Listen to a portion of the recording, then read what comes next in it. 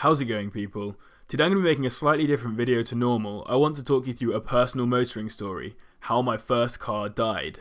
In the background you can see probably the slowest ever lap around the Nürburgring, which I completed in my first car, a green 1.2 litre Skoda Fabia Estate from 2004, which I named Sky. This was my first ever lap around the ring, and Sky was filled to the brim with 3 people's holiday essentials and a tent, so she was pretty heavy. This ultimately affected the speed and handling pretty badly, so I chose to roll around for most of the lap. I couldn't pass off the opportunity to drive the world's most famous track, and a track that I've driven a million times on racing games and simulators. In order to tell you the story of how she died, I probably have to start the story in June, where my housemate, my girlfriend and I decided to drive around Europe for 2 weeks, as it will help set the context of the crash. Remember to like the video if you enjoy it and want me to do more like this in the future. Comment down below to let me know your thoughts and subscribe for more weekly car content. Make sure you hit the bell icon as well to ensure that you're up to date every time a new video comes out. So without further ado, let's get into the video.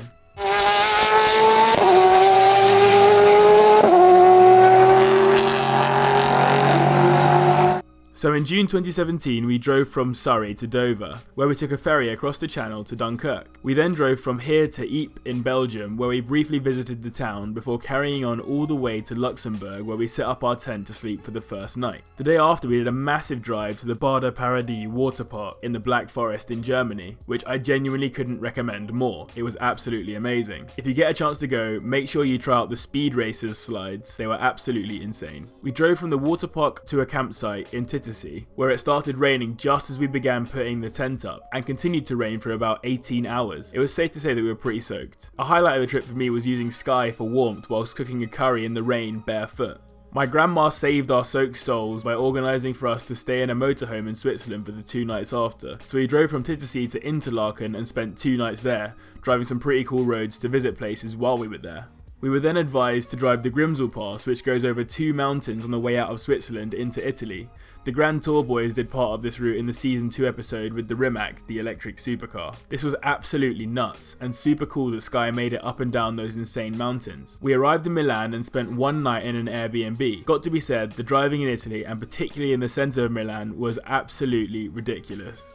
After our night in Milan, we drove to my uncle and aunt's in Trieste, near Venice, where we camped on their land for 2 nights. Some more highlights were visiting Venice and going to a pool party at my uncle and aunt's neighbour's house with a bunch of Italians, most of which couldn't speak English, but it was pretty fun regardless. After Trieste, we drove all the way to Lake Bled in Slovenia, where we camped for 2 nights and did a bit of driving around the lakes. At one point in particular, we took a Google Maps route that went into rural Slovenia, and the roads were literally just rocks and dirt. It rained pretty intensely again while in Slovenia, so we spent the afternoon and early evening chilling in Mackie D's until the rain went away. After Lake Bled, we drove through Austria with a brief stop off in Salzburg, and then carried on through to Munich in Germany, where we stayed in another Airbnb. German city driving was certainly less scary than Italian city driving, it must be said. We stayed in Munich for 2 nights, and the full day we spent there was the only day of the entire trip that Sky sat still. We didn't drive her at all that day. After Munich, we visited our second huge water park, which was just as ridiculous as the first, before driving around 400 miles up de-restricted autobahns to Cologne,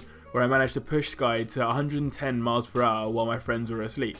The autobahns were an insane driving experience, especially considering you'd be cracking on at about 100 miles per hour in the inside lane, while people outside of you were doing in excess of 180 miles per hour at times. It was an absolute joke how fast some people were going on those roads. One time that sticks out in my mind in particular was where I was doing about 100 and a Vauxhall Meriva came past me as if I was standing still, with a family of 4 inside it. It must have been doing around 120 at least. After arriving in Cologne and setting up our tent, we drove into the city for dinner, then back to our tent for sleep. The following day I got my wish of going to the Nürburgring and thoroughly enjoyed my time there, as you can currently see on screen. Genuinely, if you haven't been there before and you like cars, it's an absolute must.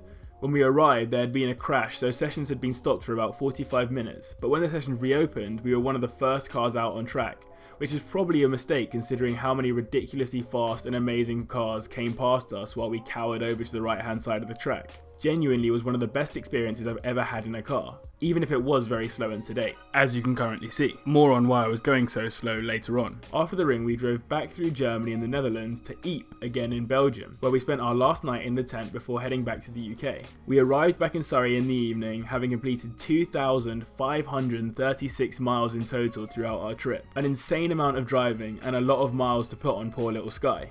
A couple of weeks later, things started to go a little wrong. First of all, while riding my motocross bike, the throttle got stuck wide open on the face of a jump, causing me to have a pretty scary crash. Have a look.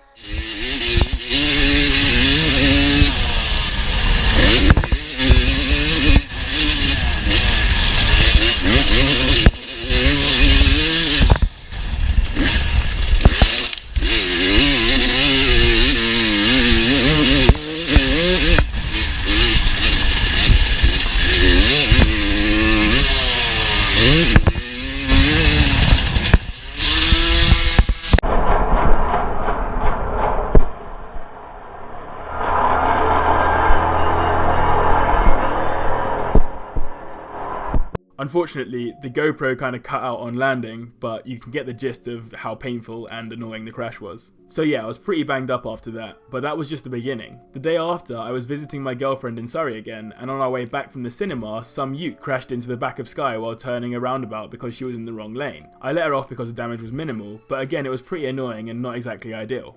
I then went on holiday again for 2 weeks to Mallorca and Paris, which was a great way to recuperate following the little incident and the motocross crash. But when I got home is when the story hits its climax. That fateful day, my mum asked if I would drive about 30 miles to collect my sister from a youth event, so I did. And on the way back, things went sour pretty quickly. It had been raining all day, so the roads were quite wet. But not ridiculously so. I was wearing just a t-shirt and shorts which I had thrown on minutes before going out. We were driving down towards the Hatfield Tunnel on the A1 when a woman pulled onto the road straight into the outside lane without looking out for me, doing about 40 miles per hour, while I was doing quite a lot more than that. I had to emergency brake and very nearly hit the back of her. I left some pretty ridiculous 11s on the floor, it must be said. And I'm pretty sure a little bit of wee came out. The brakes smelled quite a bit after this, and as I pulled off at the next junction it was clear they had faded pretty badly. I carried on driving as per usual, but a little more cautiously than I was previously, probably because I was a little bit shaken up by that lady. As I continued on down the A414, it seemed like the car was handling fine. I think I maybe hit the brakes twice more while driving and only small brakes to slow the car but not to stop it. As I went onto the final part of the A414 before reaching quite a main roundabout, all seemed fine. I was doing about 65 miles per hour coming over a hill when I spotted a bit of traffic up ahead, so I went to apply the brakes, as you would expect. Sadly, when I hit them, I got absolutely nothing in response. The car carried on forwards as if it hadn't even touched the brakes. In a split-second decision to ensure I didn't hit the car in front, I swerved off the road, just squeezing between a huge pillar and a concrete bollard, slid across some grass and ended up in some trees up a bank. The airbags exploded outwards, but didn't touch my sister or I because of the way we had been pushed back into our seats by the bank. The whole crash, I just remember saying to my sister, "You're fine,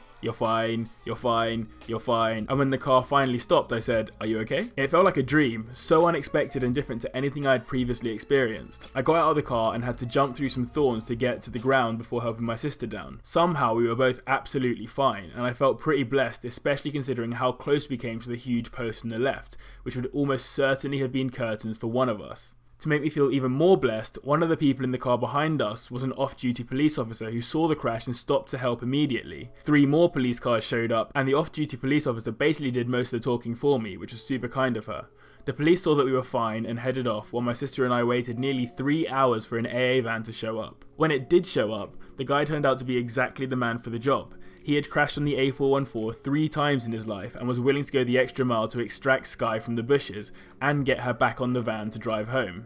This included spending a good 45 minutes just trying to winch Sky out of the bushes, and a further half an hour trying to winch the AA van out of a hole it dug itself in the mud.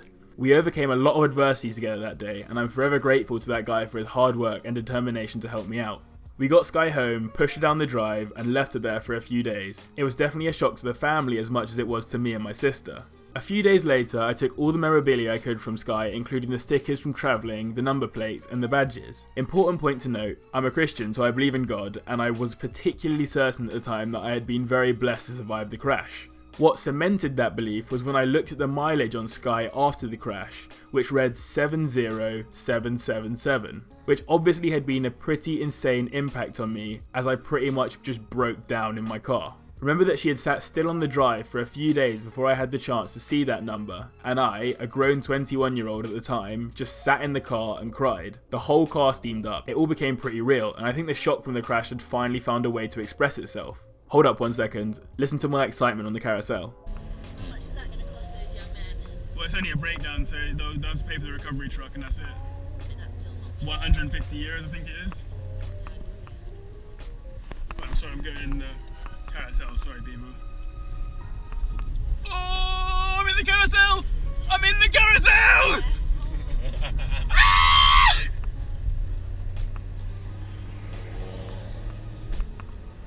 That's a freaking Renault making that noise, are you mad? As you can see, I was pretty gassed about driving around the carousel. Obviously, it was devastating to lose my first car. I had originally planned to keep her forever, but this crash obviously stopped that from happening. I have her number plates up on my wall at uni to remind myself, and obviously I'm slowly growing my relationship with Penny, my VW Polo 9N, but she'll never replace Sky. So that's the story of how my first car and one true love, Sky, died. She was a valiant little car and she'll never be replaced. If you've ever been in a car crash before, you'll know that it's not a particularly pleasant experience, but you'll be glad to know both myself and my sister were fine after the crash. I literally had the slightest graze on my hand from the airbags and a few cuts and bruises from jumping through the thorns to try and get Sky out of the bushes. It's crazy how a car crash can really change perspective too. We came so close to that pillar. My only nightmares are now all car crash related. In fact, the other day I drove directly past where I had the crash in a similar amount of rain and genuinely felt unreal levels of stress whilst going past. It's insane what car crashes can do to the mind. I know in this case I was unlucky. It was likely a lack of brake fluid as it probably bubbled out when subjected to the extensive heat when that lady pulled out in front of me. Needless to say, I am much more careful with my brakes now. But overall, I've taken my crash as a learning experience and I'm mainly just glad and blessed to walk away from it healthy along with my sister. Now that we've got that story out of the way, let's have a look at where I'm up to on this Nürburgring lap. And I've just been overtaken by a Peugeot 106 with a bunch of lads in it. I really need to do another lap around the ring to redeem myself for this awful performance, I know. While I finish the lap, let me talk to you about the process of driving the Nürburgring for those of you that haven't been there before. In my case, we literally just showed up to a huge field full of cars and people, from car clubs like the Lotus Club that was there when we went, to individuals testing their race cars out, to people like me in family cars just looking to get a chance to drive the track. There's a main roundabout that cars exiting and entering the track go around, so standing there is an amazing opportunity to do some car spotting. Right in front of us as we pulled onto the track was the GT3 spec Huracan. Pretty funny considering it was being followed by myself in a 1.2 litre Skoda Estate. You can tell the types of cars you see there are amazing considering my girlfriend, who has little interest in cars, was quite impressed in some instances.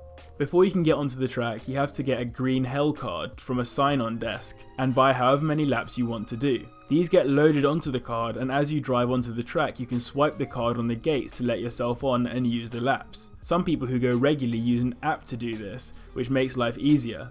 In our case we just wanted one lap, and I'm not a regular, so the app would have been a bit overkill. If you're a slow car on the track, you're told to stay to the right to allow people to overtake. That's why I spend 99% of the time on this lap just sitting on the right hand side. Even if I'd wanted to go fast, it would have been pointless because other cars on the track are going so quickly. The Skoda without people and luggage in it would have been too slow to do anything with, let alone with all that weight. You can actually hire cars to take around the track or get driven around by a professional, but I think it's more fun to drive yourself and drive your own car. It makes putting a Nürburgring sticker on it more legit. I would never put a ring sticker on a car that had never driven around the ring. That's why Penny still doesn't have one. Hiring a car is dangerous though, as I'm sure you're aware of the cost attached to crashing on the ring. You can really do some damage to either your bank account or your insurance. If you add on the liability of crashing a car that you've hired, this money can really add up. So always best to err on the side of caution in my opinion. This is why so many people have stripped out BMWs when they go to the Nürburgring, as it matters a lot less if they crash them, and they get to have some fun. Let's not forget that BMW actually stands for Bavarians Meeting Walls, referencing in particular the Nürburgring walls. You can actually hear me talking about insurance on the track. I don't even know this is covered by my insurance. I think it's funny you think there's a chance it could be. Well, my uncle's Seat insurance was actually, yeah, we're right by the end. My uncle's Seat insurance literally said that you can't drive the Nürburgring in it. So yeah, this whole crashing thing could be a real issue if your insurance exempts the Nürburgring, as was the case with my uncle's. As you can see, I'm finally coming to the end of the lap. The final time from cones to lines was 15 minutes and 24 seconds. Considering the fastest front wheel drive car, the Honda Civic Type R, did it in 7 minutes and 43 seconds, my lap time was almost double. This means that the Type R would be passing me pretty much every lap I complete, which is a sad thought. It would have been cool to have modded Sky to get some next level performance out of her and smash people around the ring, but of course that's no longer possible. If you enjoyed the story, make sure you drop a like and comment down below to give me some feedback. I'd happily do a lot more motoring storytime videos like this if people find them interesting or fun to listen to. I hope you enjoyed watching the lap too, even if it was pretty slow. Since you've made it this far, why not hit that subscribe button as well as the little bell icon so you know exactly when each video hits. If you haven't seen my video from last week where I basically just complain about Penny, click the link in the top right hand corner to view that. Otherwise, thank you very much for watching, I'll see you in the next one.